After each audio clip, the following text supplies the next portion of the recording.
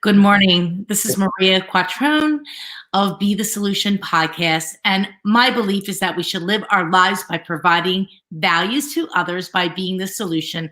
Our purpose is to teach others how to be the solution. And our goal is to help our listeners become their own solution. Our mission is to inspire people to be a problem solver. And our vision is to change the way that people think. What if everybody lived their life by being the solution? Today, I welcome my guest, Skye Michiels from Compass Real Estate, Philadelphia. Skye is the managing director there. And welcome, Skye. It has been a long time. Before I came out, I was thinking back to like the Coldwell Banker days, and I don't even know what years those were, but my God. It was 06 started. Yeah. I don't remember what year you started there, but I started there in 06. I think I started right at the end of 05, so probably almost exactly the same time frame. So yeah, it's funny how like the interconnectivity of the real estate community just weaves in. Yeah. A decade and a half later, and you weren't even full time when you started, right? I had just gone full time. So I got my real estate license in May of 2002. I was a teacher out in Haverford High School. And every teacher needs like a little side gig to make extra money, especially when you first start out. Sure. And so I got into real estate just thinking I'd sell 4 or 5 extra homes a year, and pretty quickly took to it. And, it very quickly became a full-time job. And, for the last year, I was really doing 2 full-time jobs, teaching and selling real estate. So in 2005, I decided to leave teaching and go full-time into real estate. And that's right at that time, that's when I switched to Coldwell Banker Preferred. So it's funny. I don't know if you knew this guy, but in 2004, I decided that I was going to get my real estate. Actually, 2003, I decided I was going to get my real estate license and I wanted to switch careers. So in 2004, I spent the year working in real estate and in radio advertising sales. Nice. And in February 5th, 2005, I resigned from that and went full time. So amazing. Isn't it crazy, that decision point? Like, trying to decide, like, do you go full time or not? I just wanted to make sure I was going to make enough money because I was my own sole provider. Yeah. As you probably the same thing. Yeah. And we already had incomes and careers. Yeah. How long were you in the education? 5 years. I taught for 5 years, and I knew. And when I was in 9th grade, I knew I wanted to be a teacher. So it was sort of a weird scenario because you went to school, had a master's degree, undergrad and master's. I'm teaching in a great school district. I'm doing everything I thought I wanted to do, and then I got my real estate license. I don't remember exactly how much it cost, but let's call it $600, right? And here I got my real estate license after 5 years of education, becoming a teacher. And I always remember that decision of like, all right, I'm going to leave everything I've worked for over this past, decade of my life as far as like school and then 5 years of teaching, and let's go full-time real estate. And haven't really looked back in many ways. So. No, you have not. You have lots going on. Yeah. Going on. And the one thing I always admired and respected about you was your ability to have so many past clients, and you really built your business on that relationship and the past clients. And it's ironic too, Maria, because I think in many ways when I got started, I didn't know I was building my business in that repeat referral relationship-based model. It just sort of happened naturally. Mainly because I didn't know anyone really in the Philadelphia area except for the people I was working with and a couple people from college. So naturally, those are the ones that I worked with, and then gradually just stayed in touch with them. And then I remember taking a ninja selling course, the CRS course, and it sort of clicked like, oh my God, I've been doing this naturally. Let me do it purposely. And I think in many ways, as we move into this future world of real estate, the relationship is going to become the most important thing to us as realtors and as business professionals. And nurturing that relationship is going to become the gold standard of great realtors, because of the fact that the internet is going to scoop up all the people that don't have connections. So the ones that do need to be nurtured and really taken care of as we move into this future world. So let's unpack that a little bit, Skye. What do you mean by that, this future world?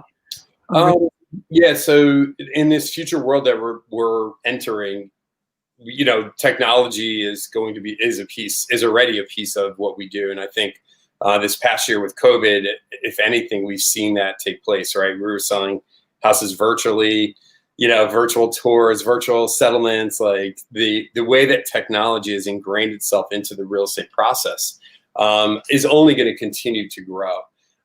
However, what we've also seen is the importance of the real estate agent has never been more important. And that role of guiding people through this process has elevated, especially given everything we've gone through, with COVID. And in many ways, this marriage of technology with the agent is the key, in my opinion, to the future, where we can basically take old school real estate, right?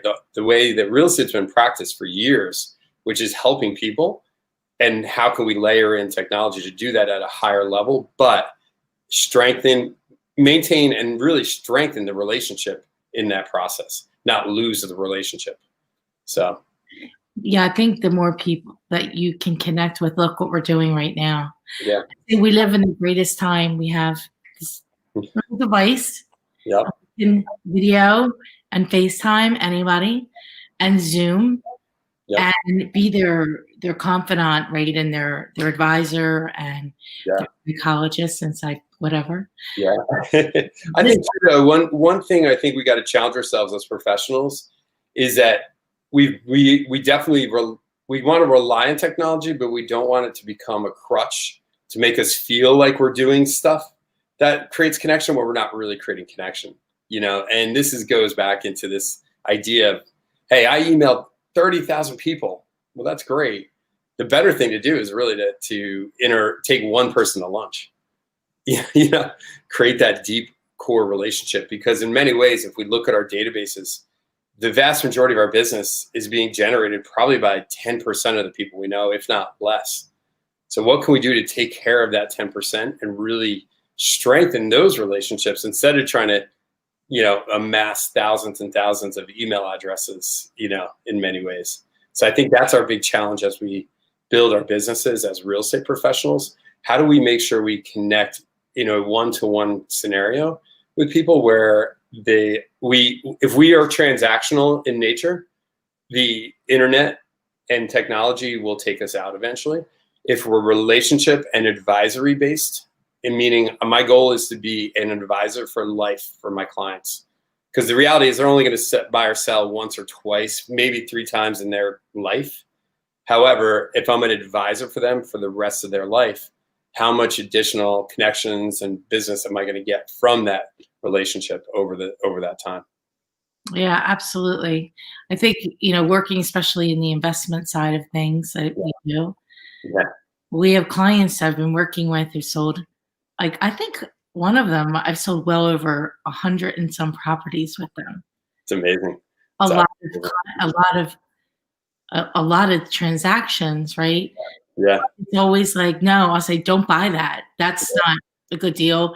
I don't think I could read and smell a mess.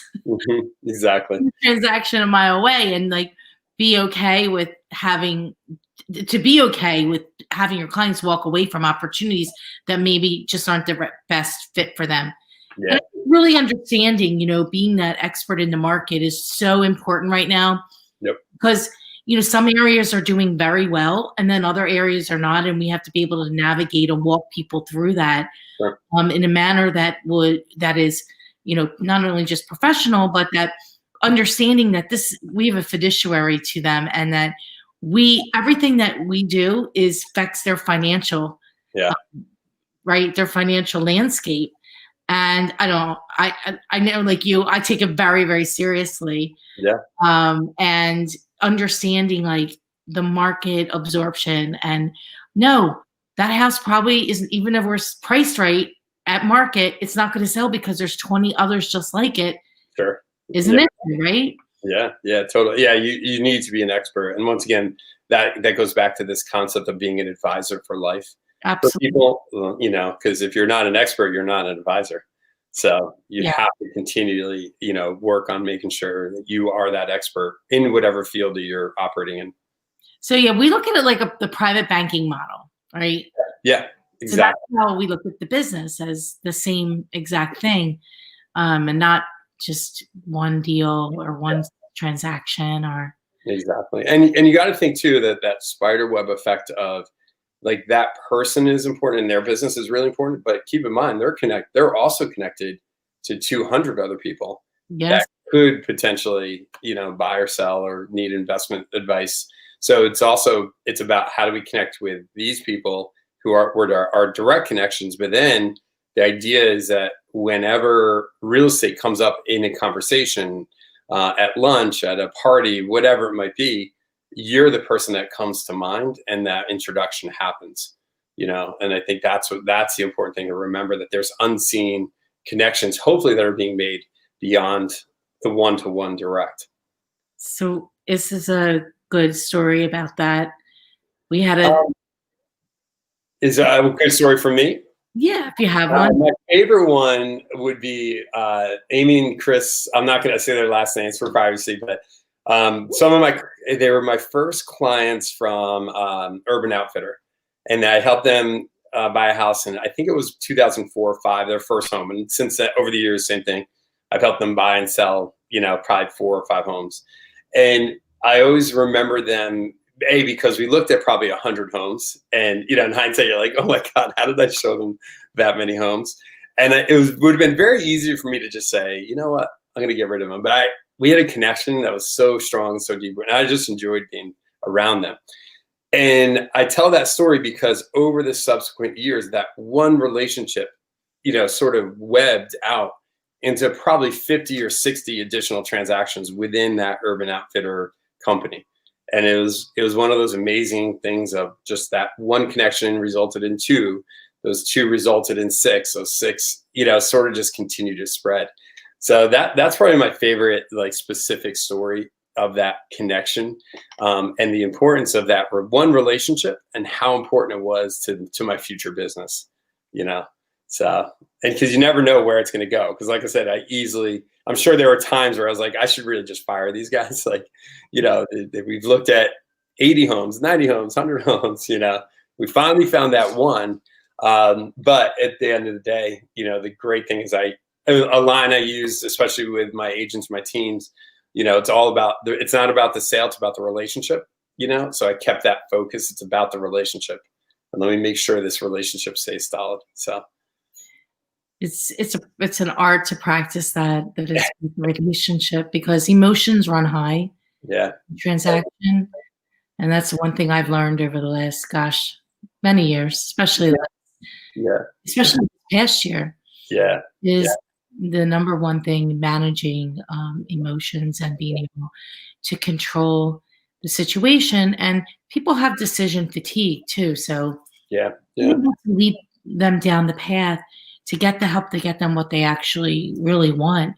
Yeah. I don't think you'd be able to show 100 properties today, though, Scott. I don't think so either. It's a little different time frame back then. I think too, the one thing we got to remember is that your brain operates in fear at most times, right?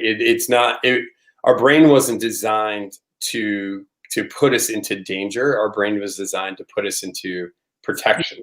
Yes. And when most people that are making a real estate purchase or sale, the fear factor of the brain is activated almost more than anything, and there's been studies when someone is in fear, either physically or mentally, the brain reacts in the same exact way. And I think it's an important thing for us as realtors to remember, because of the fact, if we think of our clients as our kids, right? And my 8-year-old kid who woke up last night at 2:00 in the morning because he had a nightmare, he was scared. The minute I comforted him, everything was better, right? And he fell right back to sleep. And our clients are very similar to that, right? When they freak out, when they are angry or yelling or, oh my God, I'm not going to replace that GFCI outlet, right? That is just a smokescreen for the fear that they're feeling.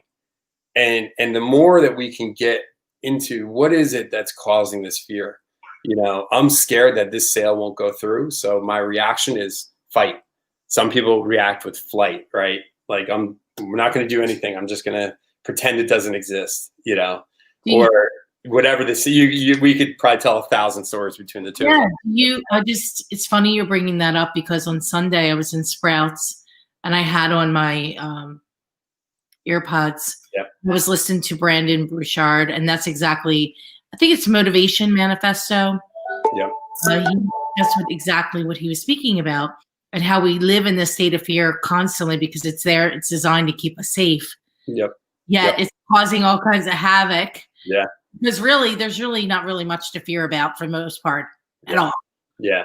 Well, and Maria, this goes back into the importance of building the relationships, because when you're working with someone who was referred to you or that you've worked with in the past, you are not viewed as scary for the most part, right? When you meet someone off the street, you're part of that fear until you win them over, until you establish that trust. So I think one of the reasons why I'm really adamant about generating that repeat referral business is because it's a much quicker path to trust than meeting someone randomly and having to build that trust. It takes a long time to build trust. And when you are not in a mode of trust, you are a part of the fear factor instead of being a solution of the fear factor. Do you know what I mean? So I do. That brings us to something that's interesting now. So building that trust. You can build that trust with somebody over time that you don't know, that maybe raised their hand and said, "Oh, I'm interested in that house." Yep. They're not ready. They really weren't ready to buy yet. But you do put them in your CRM and you talk to them, and maybe you send them a weekly video. Yeah. And you're building trust because you're offering value to them. Maybe it's not real estate. A lot of my videos have nothing to do with real estate. Yeah. Right? So then you have that trust that's built over the time, and then they're building that relationship. And then they're like, "Oh yeah, I saw Skye. He had this video about that, about motivation. He's talking about, there is no such thing." Yeah. Well, I think, and I heard this line a couple of weeks ago from one of my fellow sales managers here at Compass, and she was talking about an agent asked her, like, "How do I make more money?" She said, "Provide more value." And it was such a powerful one-liner that, in many ways, how do you make more money? Provide more value. And it was so impactful for me because of the fact it really brought home that all we got to do as realtors is provide massive amounts of value to people. And if we're providing value, and once again, as to your point, very rarely for the general public is the value about a specific property or our new listing, our open house, right? The things that we like to talk about as realtors, most people don't really care about, right? Yeah, 95% of the people right now don't care about it because they're not in the vortex of buying real estate. Exactly. But they care about their communities. There you go. They care about what's going on in the city or the burbs or wherever you live. Yep. What's happening in your community? Yep. What's the best new restaurants for takeout during, this thing we're in? How can we help small businesses? How can you stay healthy? Activities for kids, right? Yeah. It doesn't. Once again, you're not gonna have the magic bullet for every single person. But what you're trying to do is provide more value, and hopefully, in that process of providing more value, it's going to resonate with enough people where when they do enter that real estate vortex, they remember the value provided outside of it, and that speaks volumes for what you're going to do inside that. I love that term, the real estate vortex. Yeah, and I think, Skye, too, that the authenticity of message and just being you is so critical. People want to know the real you, the real Skye, the real Adam, the real Sue, whoever. They really do, because they don't, this whole persona of, people think, they watch $1 Million Listing. Yeah. Or whatever other crazy show. Yeah. And it's so not glamorous. So not any of that, right? Yeah. I mean, we're like rolling up our sleeves, oh my God, there's something on the wall. The dog peed on the floor. Yeah, exactly. And I think too, Marie, the other point that we have to remember, I think we live in a world of instant gratification, right? Social media, where we can't get to sleep. What do? We scroll through Facebook. Like, our brain is inundated in that dopamine of social media, right? We want we want to do something as realtors that I send a email and I get a lead. And when that doesn't happen, often agents get in this mode of like, oh, that doesn't work. But the reality, actually, I'm reading this awesome book, Compound Effect. It's one of my favorite books ever. It's one of my favorite books. Darren Hardy. It's so good. And it's one of those things that you can't expect an instant result from the actions, and it's not about the result, it's about the relationship. So that's many of the people struggle because they sort of do some actions, nothing happens, so they stop doing it. But the reality is you got to do those actions over and over and over for there to be positive results, and the compounding effect of that is where it gets powerful. I actually think that is one of the best business books for starting entrepreneurs and people in sales. I think that it's an easy read. It is a quick read. You can read the book. I probably read it 7 times, if not 10, over the last 20 some years. And it's basic, but it's, the more bored you are at your job, the probably better you're doing at it. Yeah, it's true. Exactly. Because it's the repetition over and over and over again, where like I just had the same conversation 27 times today. Yeah, that's true. But that's what success looks like. Like, it's not what everybody else, what people think it is. Yeah, it's also little things like, it's the successful people are not the ones that will lead generate for 2 hours and then nothing for the rest of the month.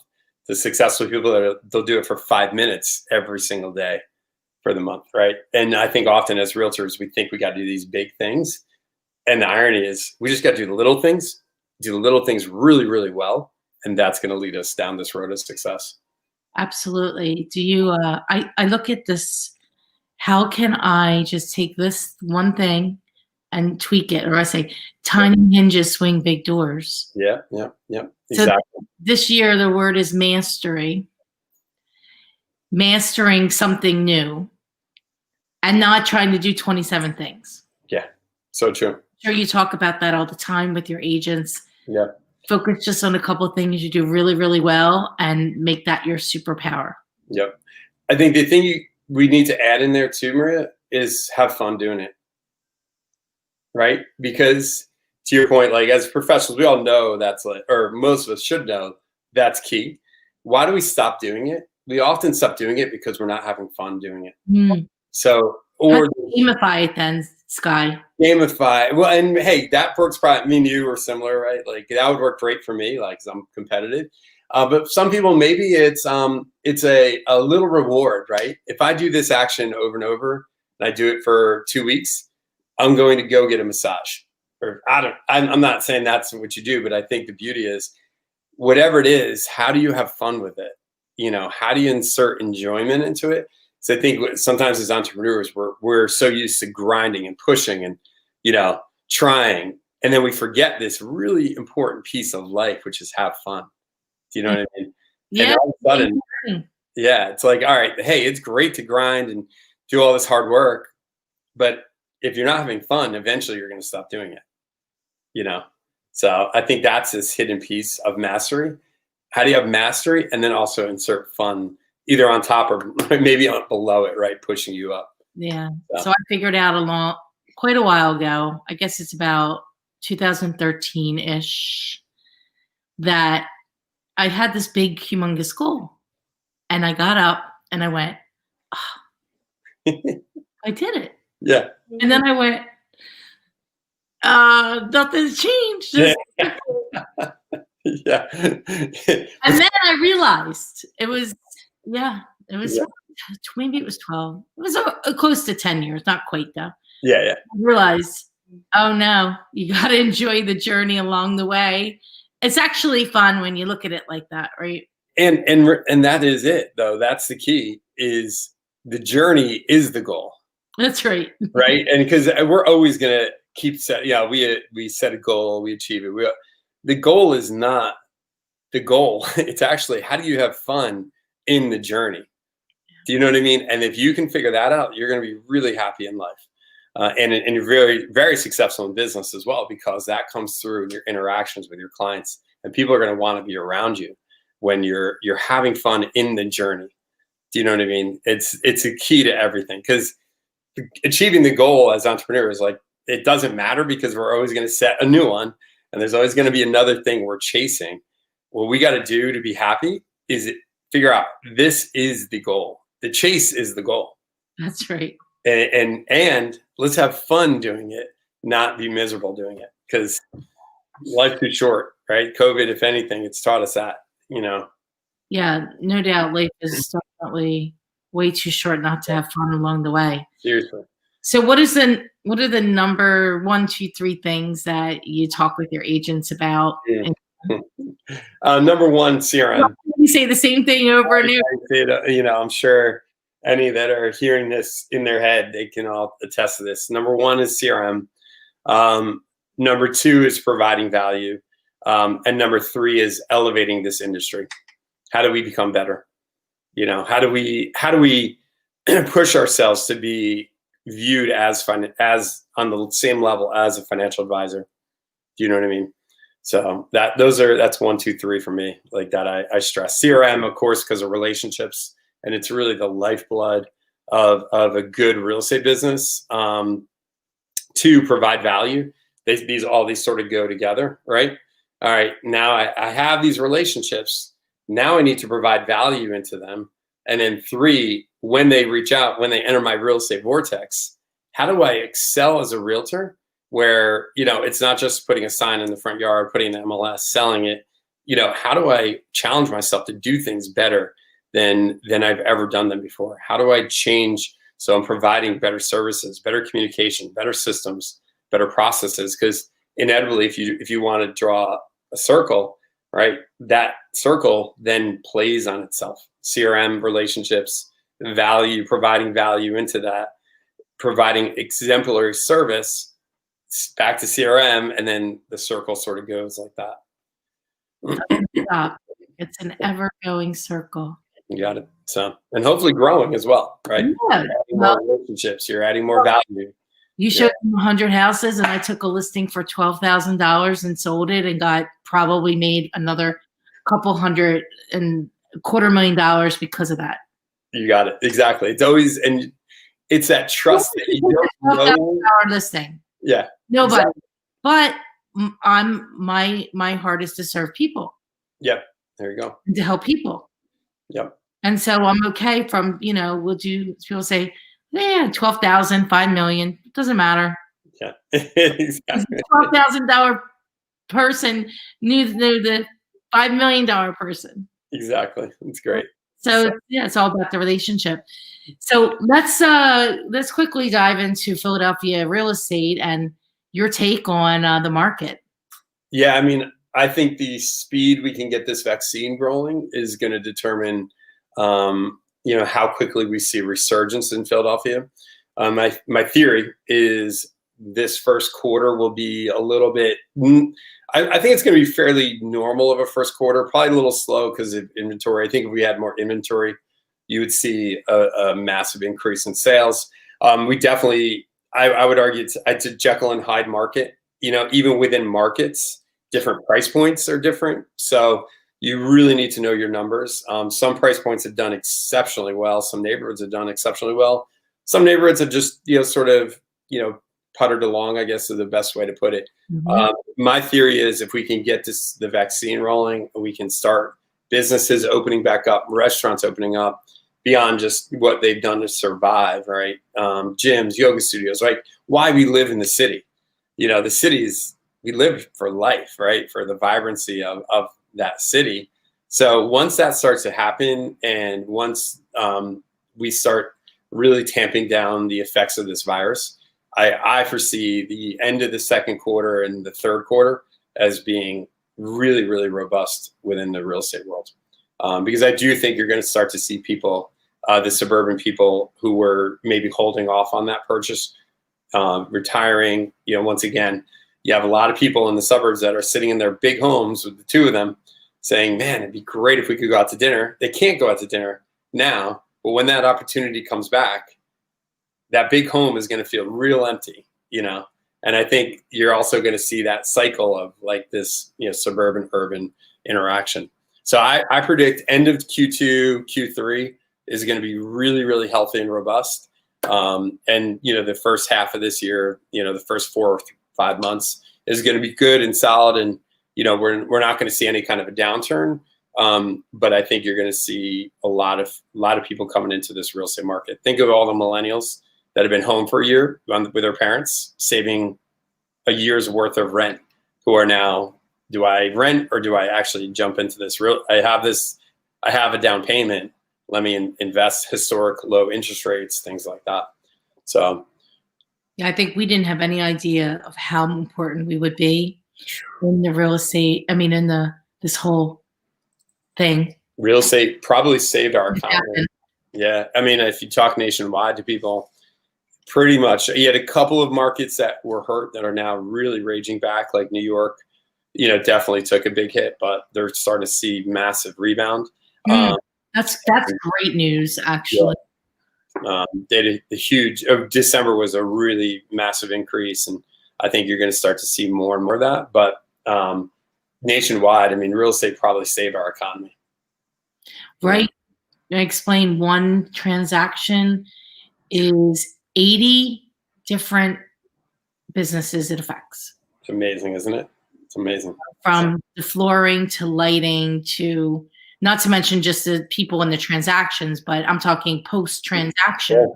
Yeah. Amazon or, new shades. Yeah. I mean, everything. So plumbers, electricians, it's 80 people, 80 industries. Yeah. It's pretty incredible. It's actually unbelievable. And, so there's been some issues with supply chains getting new product in and all that going on. I noticed a difference at the end of December. This is our first Christmas that we actually had the busiest week. The last 2 weeks of December were the busiest of the last 6 weeks before that. Sure. Yeah. It makes sense, like election, people sitting around doing nothing. Yeah, exactly. Not making decisions, but yeah. I'm very optimistic, Skye, about it. I think, I was reading something this morning, 22% of people have had COVID. Yeah. So if you couple that with the people that are getting vaccinated, and I talked last week on this interview I did, and they said it's like a dim light. So like dim, and then it gets a little brighter, and then it's. I know. I think the timing of the spring, when hopefully we have people be outside more, and I think we're out of the holiday season, which I think was a big contributor to, we saw a big increase obviously over the last 2 months, in cases and things like that. So I think there's a lot of factors that are going to really help drive this, the headwind, so to speak, or the tailwind, I should say. Right, and we have a lot of homeowners last year that didn't come to market that will probably come to market come April. Yep, you got it. Be more comfortable. Yeah, I think there's probably a good 40% of people that would have come to market last year that didn't. Yep, agreed. And I think you're going to see some of that enter back into this, and I think it's going to happen after that April, spring market is really going to be very active. So every realtor out there, work on your CRM now, work on your systems now, because I don't think you're going to have time in April. You better get ready. Yeah, get ready for it. Get ready. Yep. So. Skye, it has been a pleasure. Thank you so much for taking time today to be on The Solution. You are an amazing person, human, friend, and a great, great leader in the Philadelphia real estate market. So thank you for being you. Thank you. I always love your energy and your smile. And it was great sharing this time with you today. Well, and congrats to everything you've accomplished as well. I love watching all your podcasts and your growth and independence, and it's just awesome to watch. It's awesome to think 16 years ago or however long it's been, working together at Coldwell. Little baby agents. Yeah, no, it's funny. So, well, thank you again for having me on. I really appreciate it, and good luck to everyone out there. My pleasure. See you soon. Thank you. Bye-bye.